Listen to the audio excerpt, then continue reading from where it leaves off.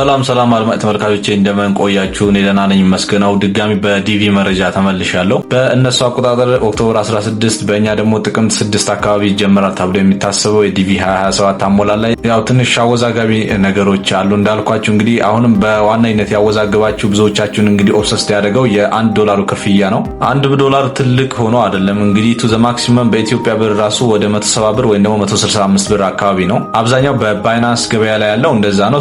ይሄ ብር ብዙ ብር አይደለም። ነገር ግን እንዴት ይከፈላል፣ በምን መንገድ ይከፈላል፣ እንዲሁም ደግሞ በአሜሪካ ተቀባይነት ባለው መንገድ መሆኑ ትንሽ ያወዛግባል። እንግዲህ ብዙ ስለ ዲቪ መረጃ የተሰሩ ቪዲዮዎችን ሳይ እንግዲህ መፍትሄ ተገኝቷል በዚህ መንገድ ነው የሚሉ አሉ። አትስሟቸው። ምንም አይነት ስፔሲፊክ የሆነ ቦልድ የሆነ መረጃ የወጣ ነገር የለም እዚህ ነገር ላይ። እንዳልኳቸው እዚህ ጋር ብዙ የሚያጨናንቅ ነገር የለውም። እንግዲህ አከፋፈል ሁኔታው ስፔሲፊካሊ ሲነገር መፍትሄ የሚገኝለት ነገር ነው። እንግዲህ አከፋፈሉ ሁኔታ በእርግጠኝነት ያው ዲጂታል በሆነ መንገድ ነው እንግዲህ ትራንዛክሽኑ የሚካሄደው። ለዚህ ደግሞ ማስተር ካርድ፣ ቪዛ ካርድ ወይም ደግሞ ፔፓል ነው የሚሆነው። በተጨማሪ ገፋብል የጉግል ፔይ ወይም ተጨማሪ ሌላ ነገር ሊጠቀሙ ይችላሉ። እነሱ መፍትሄ ይገኝላቸዋል። ምንም የሚያጨናንቅ ነገር የለውም። በነገራችን ላይ በጣም ቀላልም ሊሆን ይችላል። ምክንያቱም በአንድ ማስተር ካርድ ወይም ቪዛ ካርድ እንዲሁም ደግሞ በፔፓልም ሊሆን ይችላል። አንድ ሰው ለብዙ ሰው መክፈል የሚችል ከሆነ ነገሩ በጣም ቀላል ነው። ይህም ማለት እንግዲህ እናንተ ኮምፒውተር ቤት ወይም ፎቶ ቤት ሄዳችሁ ዲቪ ትሞሉ ነበር ብዙዎቻችሁ እንደምታውቁት። እነሱንም ሊያመቻቹ ይችላሉ። እዚህም ቻናል ላይ እንግዲህ ላመቻችላችሁ ወይም ደግሞ አካሄዱን በቀላሉ ላሳያችሁ እችላለሁ።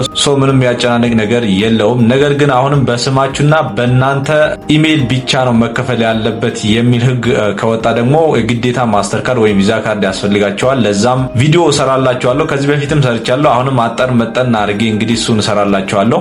ያስፈልገናል የምትሉ ደግሞ ኮመንት ላይ አሳውቁኝ። እንግዲህ ይህ ማስተር ካርድ፣ ቪዛ ካርድ እንዲሁም ሌሎችም የክፍያ መንገዶች እንግዲህ ለብዙ ነገር ነው የሚጠቅሙት፣ ለዚህ ብቻ አይደለም።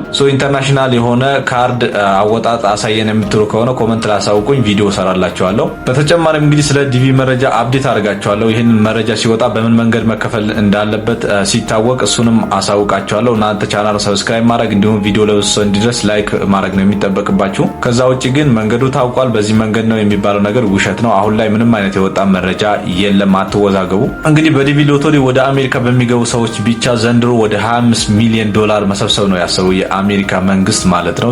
ይህም ክፍያ የሚቀጥል ነው የሚለው እንግዲህ መረጃው ዌብሳይቱ ላይ የተቀመጠው። እዚህ ጋር ማሰብ ያለባችሁ እንግዲህ የዲቪ ሎተሪ ከደረሳችሁ በኋላ ራሱ ብዙ ሰው ወደ አሜሪካ ያለ መሄድ እድል አለ ወይም ደግሞ ብዙ እንቅፋት የሚሆኑበት ነገሮች አሉ። እነሱ ፎርማሊቲዎች ምን ናቸው? እነሱን ማሟላት ወይም ደግሞ ለዛ ነገር ሬዲ መሆን ነው የሚጠበቅባችሁ እንጂ ስለ ክፍያው ብዙ የሚያሳስብ ነገር የለውም። ብዙዎቻችሁ ስትወዛገቡ ስላየሁ ነው። ኮመንትም ላይ ጠይቃችሁ እንዲሁም ብዙ ቪዲዮዎችም ሳይ ክፍያው ተጀምሯል እንደዚህ የሚሉ ነገሮች አሉ። ብዙ የወጡ ነገሮች ስላየሁ እነሱ ትክክል አይደሉም። እዚህ ላይ አሁንም ምንም ስፔሲፊክ የሆነ የወጣ ነገር የለም። በአመት እንግዲህ ከብዙ ሀገራት ወደ 50 ሺህ እና ከዛ በላይ ዜጎች ወደ አሜሪካ በዲቪ ሎተሪ ይገባሉ። እንዲሁም ደግሞ በተጨማሪ ኢትዮጵያ ውስጥ 3000 እና ከዛ በላይ ሰዎች የዲቪ ሎተሪ ያገኛሉ ተብሎ ይታሰባል።